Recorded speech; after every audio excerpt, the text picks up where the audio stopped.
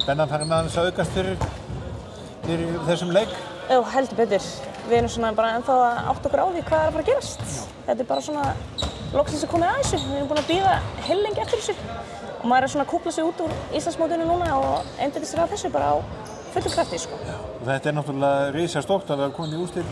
Þetta er bara stærsta sem við höfum gert, sko, og bara íslenskt kvennalið. Þetta er magnað.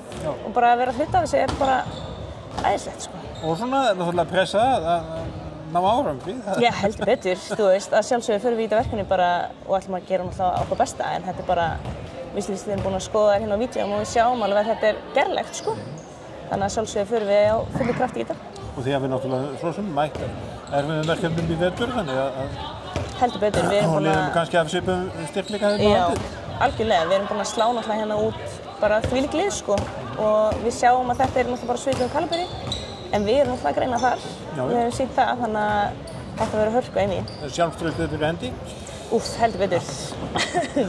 Þannig að það er bara að pakka niður og koma sér út Já, og gera sig bara klár í þetta verkefni. Gera sig klár í þetta erfiða verkefni. Já, og gera þetta með sóma.